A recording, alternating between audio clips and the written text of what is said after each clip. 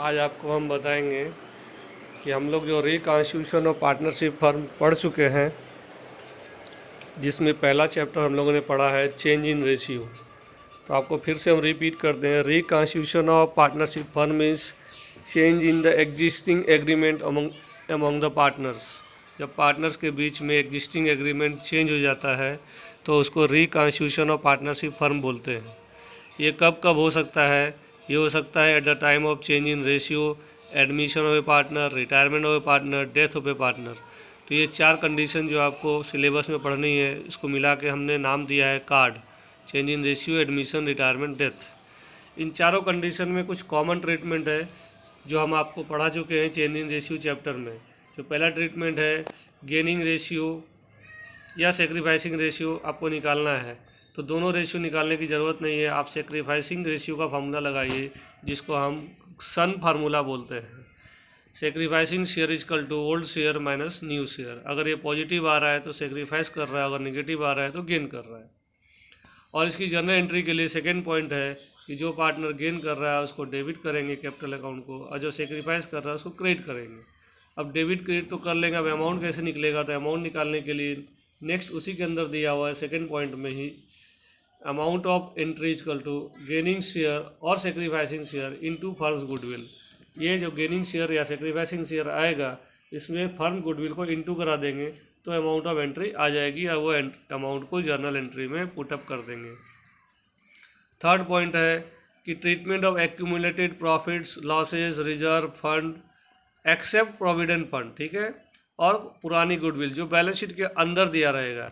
ये 7 आइटम होते हैं जो बैलेंस शीट के अंदर दिए होते हैं। 4 आइटम लायबिलिटी साइड के होते हैं और 3 आइटम एसेट्स के हो सकते हैं। तो ये टोटल 7 आइटम हो सकते हैं जिनको ओल्ड बैलेंस शीट में दिया होता है। हम इनको ओल्ड पार्टनर्स में ओल्ड रेशियो में बांट देते हैं, इसलिए मैंने इनका नाम दिया है ओल्ड ओल्ड ओल्ड।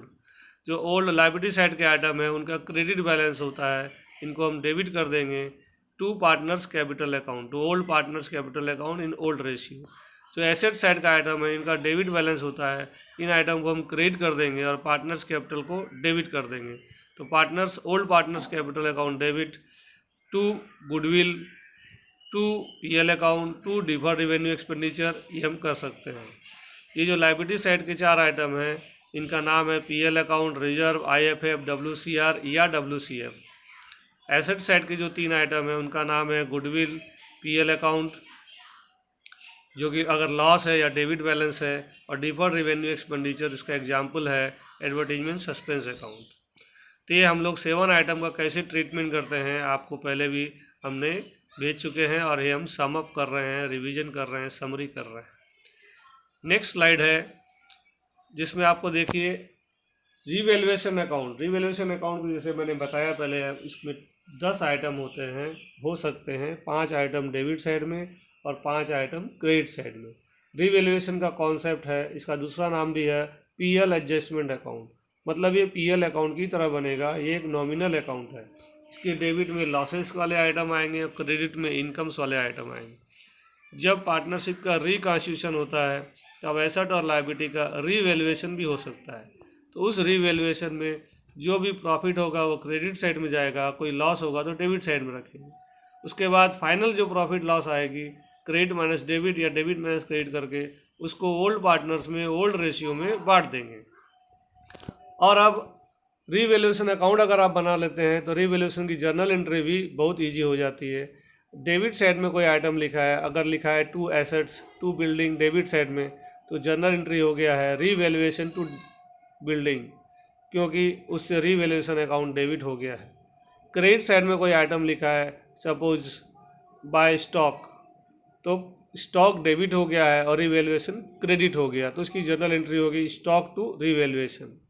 इसके बाद हम लोग रिवैल्यूएशन के बाद हम लोग पार्टनर का कैपिटल अकाउंट बनाते हैं, जिसमें कि वो सारे आइटम जो कि रिवैल्यूएशन में कहीं भी पार्टनर का नाम आया है वो सारे आइटम पार्टनर्स में जाएंगे, और जो 7 आइटम पार्टनर्स में बांटते हैं वो भी इसमें जाएंगे। जो 4L के आइटम हैं वो क्रेडिट साइड में जाएंगे, वो जो 3A के आइटम है वो डेबिट साइड में जाएंगे पार्टनर्स कैपिटल के। तो पार्टनर्स कैपिटल में सबसे पहले लिखेंगे बाय बैलेंस BD, उसके बाद बैलेंस शीट से लायबिलिटी साइड के जो आइटम है, जो 4 आइटम बांटना है 4L, उनको क्रेडिट साइड में डालेंगे पार्टनर्स कैपिटल के, और 3A जो एसेट साइड के आइटम है, 3 एसेट के आइटम है, उसको डेबिट साइड में डालेंगे पार्टनर्स कैपिटल। उसके बाद रीवैल्यूएशन में भी जो प्रॉफिट और लॉस आया है उसको क्रेडिट साइड, या प्रॉफिट आया तो क्रेडिट साइड और लॉस आया तो डेबिट साइड डालेंगे, क्रॉस जाएगा।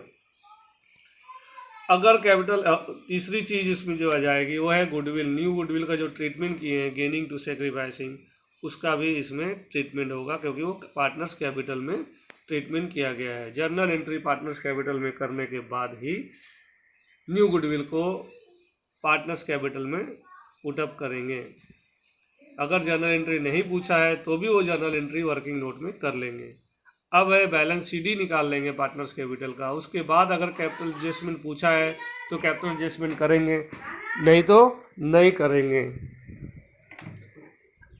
जो बैलेंस CD आया है वही हमारा क्या है आंसर है, उसको बैलेंस शीट में रख लेंगे। और अगर कैपिटल एडजस्टमेंट पूछा है तो बैलेंस CD को BD करके according to question capital adjustment करेंगे। इसके बाद बैलेंस शीट बनाएंगे। बैलेंस शीट में एसेट और लायबिलिटी जो जितना घट गया है बढ़ गया उतना प्लस माइनस करके बैलेंस शीट की फाइनल पोजीशन निकालेंगे। 9 नंबर जो आइटम है वो है special treatment of WCR WCF। WCR WCF का स्पेशल ट्रीटमेंट भी हो सकता है। कोई अमाउंट ऐसी दी हो सकती है कि WCR में जो पैसा है अगर कुछ नहीं लिखा है तो उसको ओल्ड पार्टनर में ओल्ड रेशियो में बांट देंगे। अगर कुछ लिखा है कि कोई कंपनसेशन देना है किसी एम्प्लॉय को तो उतना पैसा रख करके बाकी पैसा बांट देंगे। अगर WCR में पैसा कम है और एम्प्लॉय को पैसे ज़्यादा देने हैं कंपनसेशन, तो जितना डिफरेंस का अमाउंट आएगा, जितना ज़्यादा देना है वो रिवैल्यूएशन के डेबिट साइड में डाल देंगे। वैसे ही आपका स्पेशल ट्रीटमेंट IFF का हो सकता है। अगर IFF के बारे में कुछ नहीं दिया है तो ओल्ड पार्टनर में ओल्ड रेशियो में बांट देंगे। अगर कुछ दिया हुआ है, IFF क्यों बनाते हैं कि इन्वेस्टमेंट की वैल्यू में फ्लक्चुएशन होता है, उसमें अगर कोई लॉस होता है तो उसको हम कवर अप करते हैं IFF से। उसमें अगर प्रॉफिट हो गया है इन्वेस्टमेंट में तो उसको रिवैल्यूएशन के क्रेडिट में दिखाते हैं। लेकिन उसमें अगर लॉस हो गया है तो उसके लिए अगर IFF बना हुआ है, इन्वेस्टमेंट फ्लक्चुएशन फंड बना हुआ है, तो इन्वेस्टमेंट में अगर लॉस हुआ है तो उस IFF से उसको कवर करते हैं। तो पहला केस है कि उसमें अगर कुछ नहीं दिया हुआ कि इन्वेस्टमेंट में प्रॉफिट हुआ है कि लॉस हुआ, कुछ नहीं लिखा है, तो इन्वेस्टमेंट फ्लक्चुएशन फंड को ओल्ड पार्टनर में ओल्ड रेशियो में बांट देंगे। तो IFF क्रेडिट साइड बैलेंस होता है क्योंकि लायबिलिटी साइड होता है, इसको डेबिट करेंगे to old partners capital account. और अगर इन्वेस्टमेंट में कुछ प्रॉफिट हो गया है तो जितना प्रॉफिट हुआ है वो रिवैल्यूएशन क्रेडिट में जाएगा और उसको ऐड करके प्रॉफिट को बैलेंस शीट में रख देंगे। IFF को पूरा पार्टनर्स में बांट देंगे। तीसरा, अगर इन्वेस्टमेंट में लॉस हो गया है तो वो लॉस को IFF से कवर करेंगे। तो उस केस में जर्नल एंट्री होगी IFF डेबिट टू इन्वेस्टमेंट जितना लॉस हुआ है to old partners capital account. Loss के बाद जो बचा हुआ अमाउंट है वो पार्टनर्स में बांट देंगे ओल्ड रेशियो में। So thank you very much everybody.